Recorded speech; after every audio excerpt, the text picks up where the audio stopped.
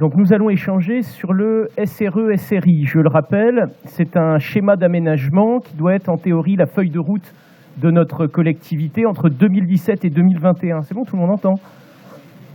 Voilà, entre 2017 et 2021, pour les questions d'enseignement, de recherche et tout ce qui concerne évidemment les questions universitaires. Alors autant vous le dire tout de suite, Madame Delga, ce document n'a pas convaincu les membres du groupe Front National. Alors il est vrai que dès le départ, ça partait assez mal, puisque ce schéma est déjà un avatar de la loi NOTRe. Vous savez que le Front National s'est opposé à cette loi NOTRe. Nous sommes, nous, attachés au triptyque républicain. Alors il semble que vous soyez, Madame Delga, très attachée aux valeurs de la République, donc on devrait normalement s'entendre sur ce sujet. Nous voulons défendre l'État-nation et le département, et non pas la macro-régionalisation et la métropolisation instaurée par la loi NOTRe. On peut peut-être en discuter un jour. Madame Delga, accepteriez-vous le débat que je vous avais proposé il y a bientôt de ça 1 an, auquel vous n'avez jamais répondu? Autre souci, ce document s'inscrit dans le sillage de la stratégie Europe 2020. Cette stratégie Europe 2020, c'est la continuation de la fameuse stratégie de Lisbonne.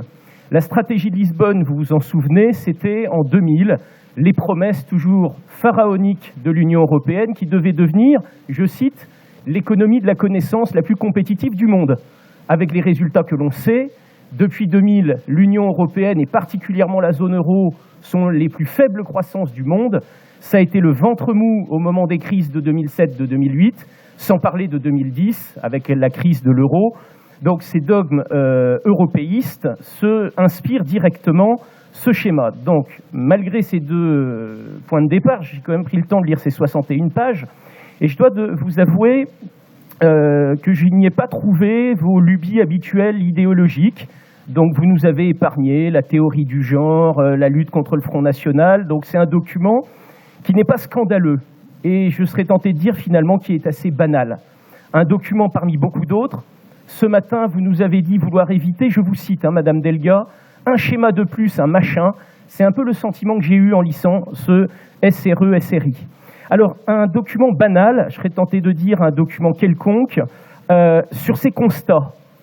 On parle de chiffres, d'effectifs, on décrit des choses que l'on trouve un peu dans toutes les plaquettes de présentation de la région. Rien de bien original. On aurait aimé avoir un bilan. Parce qu'il est vrai que c'est la première fois que ce document est réalisé. Néanmoins, Madame Delga, vos équipes ont tout un passé, tout un passif, je serais tenté de dire, un bilan. Et il aurait été intéressant, plutôt que d'égrener des banalités, de faire le bilan de ce que M. Malvy et M. Allary ont pu faire dans le domaine, sans parler évidemment de M. Hollande et de son quinquennat, qui est une très grande réussite, comme chacun le constate aujourd'hui. Bon, c'est un peu dommage que sur le point du constat, vous soyez resté à des choses très superficielles. Banalité aussi au niveau des propositions. Pas de nouvelles politiques, pas de rupture, pas d'annonce particulière, la mise en œuvre de choses qui existent déjà, comme par exemple mettre en œuvre les programmes opérationnels. Bon, soit on reçoit de l'argent du FEDER, l'argent qu'on récupère de l'Union européenne, après que l'Union européenne en ait gardé un tiers de son côté. Bon, on met tout ça en application, soit des catalogues de grands principes, des principes dont certains peuvent être cautionnés par le Front National.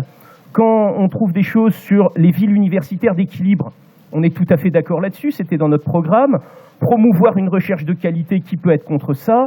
La région souhaite contribuer à la réussite de tous les étudiants, à page 10. Bon, toutes ces choses-là, c'est un catalogue de bonnes intentions.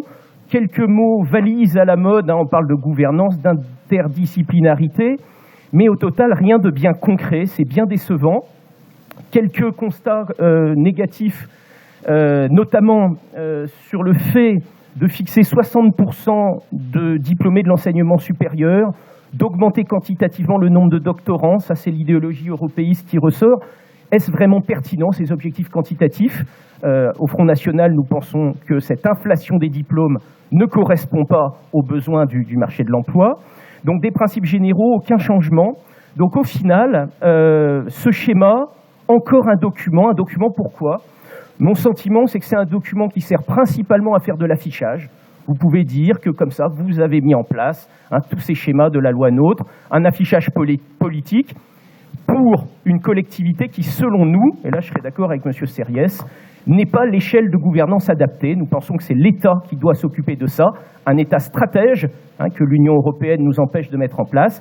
Et dernière chose, ce document sert à quoi? Il sert à témoigner de votre conformisme idéologique, de votre soumission aux lubies, aux modes de l'Union européenne, sans mettre en place, et Mme Pelfix, c'était assez amusant de vous entendre, sans mettre en place les conditions d'un réel patriotisme économique que seul le Front National se donne les moyens de mettre en œuvre. Donc par pitié, ne parlez pas de patriotisme quand on se soumet à la tyrannie de Bruxelles.